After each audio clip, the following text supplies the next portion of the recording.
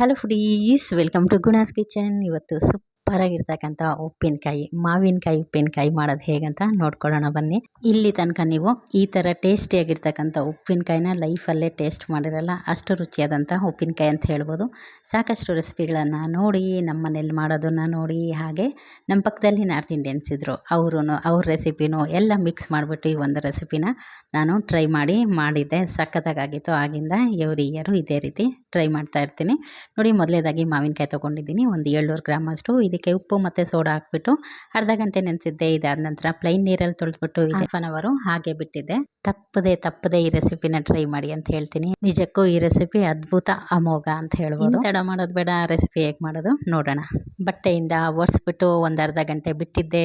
ನೆನಪಿರಲಿ, ಇದಕ್ಕೆ ಬಳಸಕ್ಕಂಥ ಪಾತ್ರೆ ಆಗಿರ್ಬೋದು ಅಥವಾ ಚಾಪಿಂಗ್ ಬೋರ್ಡು, ಹಾಗೆಯೇ ಚಾಕು ಎಲ್ಲನೂ ಸಹ ಚೆನ್ನಾಗಿ ಒಣಗಿರಬೇಕು. ಯಾವುದರಲ್ಲೂ ನೀರಿನ ಅಂಶ ಇರಬಾರ್ದು, ಅದು ಒಂದು ನೆನ್ಪಿಟ್ಕೊಳ್ಳಿ. ಈಗ ನೋಡಿ, ಮಾವಿನಕಾಯಿನ ಕಟ್ ಮಾಡ್ಕೊತಾ ಇದ್ದೀನಿ.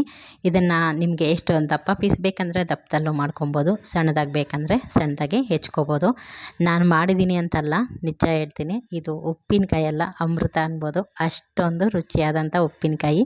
ಟ್ರೈ ಮಾಡಿ ನೋಡಿ, ನಿಮಗೆ ಗೊತ್ತಾಗುತ್ತೆ. ಹಾಗೆ ಹೇಳಿದ್ರೆ ನಿಮಗೇನು ಅಂಡರ್ಸ್ಟ್ಯಾಂಡ್ ಆಗಲ್ವಲ್ಲ ಇದರಲ್ಲಿ ನೋಡಿದ ತಕ್ಷಣ. ಹಾಗಾಗಿ ಒಮ್ಮೆ ಟ್ರೈ ಮಾಡಿ, ನಿಮಗೆ ಗೊತ್ತಾಗುತ್ತೆ ಎಷ್ಟು ರುಚಿಯಾದಂಥ ರೆಸಿಪಿ ಶೇರ್ ಮಾಡಿದ್ದೀರಾ ಅಂತ ನೀವೇ ಕಮೆಂಟಲ್ಲಿ ತಿಳಿಸೋಗ್ತೀರಾ.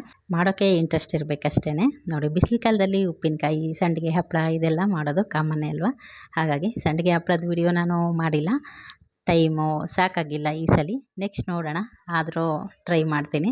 ಹಾಗೆಯೇ ನೋಡಿ, ಈಗ ಹೆಚ್ಚಿ ಆಯ್ತಲ್ಲ, ಇದನ್ನೆಲ್ಲ ಒಂದು ಕಪ್ ಅಳತೆ ಅಥವಾ ಒಂದು ಯಾವುದಾದ್ರೂ ಒಂದು ಅಳತೆ ಬಟ್ಲಿಗೆ ಅಂತ ಇಟ್ಕೊಂಡಿದೆ, ಅದ್ರ ಪ್ರಕಾರನೇ ನೀವು ಎಲ್ಲನೂ ಸೇರಿಸ್ಕೋಬೇಕಾಗತ್ತೆ.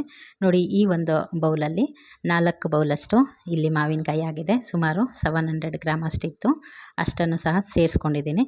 ನಮ್ಮ ಮನೇಲಿ ಉಪ್ಪಿನಕಾಯಿ ಯಾರು ತಿನ್ನಲ್ಲ, ನಾನು ಮಾತ್ರ. ಹಾಗಾಗಿ ನಾನು ಕಡಿಮೆ ಕ್ವಾಂಟಿಟಿಯಲ್ಲಿನೇ ತೋರಿಸ್ತಾ ಇದ್ದೀನಿ. ನೋಡಿ, ಇದಕ್ಕೆ ಈಗ ಅದೇ ಕಪ್ಪಲ್ಲಿ ಅರ್ಧ ಕಪ್ಪಷ್ಟು ಇಲ್ಲಿ ಅಚ್ಚ ಖಾರದ ಪುಡಿನ ಸೇರಿಸ್ಕೋಬೇಕಾಗತ್ತೆ. ಹಾಗೆ ಅರ್ಧ ಕಪ್ಪಷ್ಟು ಇಲ್ಲಿ ಉಪ್ಪನ್ನು ಸಹ ಸೇರಿಸ್ಕೊತಾ ಇದ್ದೀನಿ.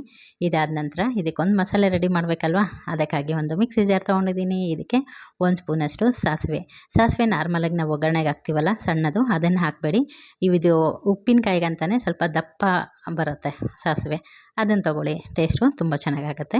ನಂತರ ಅದೇ ಸ್ಪೂನಲ್ಲಿ 1 ಸ್ಪೂನಷ್ಟು ಸೋಂಪು, ಇದನ್ನು ಹಾಕ್ಕೊಳ್ಳಿ, ಪರಿಮಳ ತುಂಬ ಚೆನ್ನಾಗಿರುತ್ತೆ. ಹಾಗೆ 1 ಸ್ಪೂನಷ್ಟು ಮೆಂತ್ಯ, ಇಷ್ಟನ್ನು ಹಾಕ್ಕೊಂಡು ತರತರಿಯಾಗಿ ರುಬ್ಕೊಬರ್ಬೇಕಾಗತ್ತೆ. ತುಂಬ ಫೈನ್ ಪೇಸ್ಟ್ ಅಂದರೆ ಪೌಡರ್ ಥರ ಎಲ್ಲ ಮಾಡ್ಕೊಂಬರ್ಬೇಡಿ, ಈ ರೀತಿ ಮಾಡಿಕೊಂಡ್ರೆ ಸಾಕಾಗುತ್ತೆ.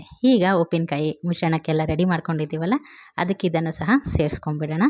ಸೇರಿಸಿ ಆದಮೇಲೆ ಈಗ ಸಾಂಬಾರು ಬಡಿಸ್ಕೊತೀವಲ್ಲ, ಅದೇ ಸೌಟಲ್ಲಿ 3 ಸೌಟಷ್ಟು ಇಲ್ಲಿ ಎಣ್ಣೆನ ತೊಗೊಂಡಿದ್ದೀನಿ. ಗಾಣದೆಣ್ಣೆ, ಕಡಲೆಕಾಯಿ ಎಣ್ಣೆ ಬಳಸಿ ಟೇಸ್ಟು ಇನ್ನಷ್ಟು ರುಚಿಯಾಗುತ್ತೆ ಅನ್ಬೋದು. ಈಗ ಇದನ್ನೆಲ್ಲ ಕಲಿಸೋದಕ್ಕೆ ಕೈಯಿಂದನೇ ಕಲಸಿ, ಆವಾಗಲೇ ಟೇಸ್ಟ್ ಅನ್ನೋದು ಚೆನ್ನಾಗಾಗತ್ತೆ. ಒಬ್ಬೊಬ್ಬರ ಕೈಯಲ್ಲಿ ಒಂದೊಂದು ರುಚಿ ಇರುತ್ತೆ.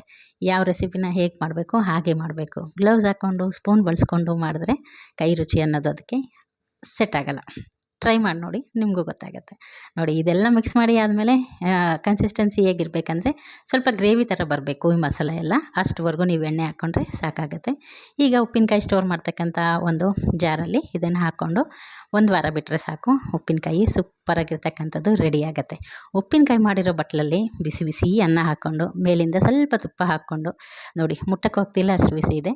ಈಗ ಇದನ್ನು ಕಲಿಸ್ಬಿಟ್ಟು ತಿಂತಾಯಿದ್ರೆ ಈಗಲೂ ಬಾಯಲ್ಲಿ ನೀರು ಬರ್ತಾ ಇದೆ, ಅಷ್ಟು ರುಚಿಯಾಗಿತ್ತು. ನೀವು ಕೂಡ ಟ್ರೈ ಮಾಡಿ ಆದಮೇಲೆ ರೆಸಿಪಿ ಹೇಗಾಗಿತ್ತು ತಿಳಿಸೋದನ್ನ ಮರಿಬೇಡಿ. Thank you.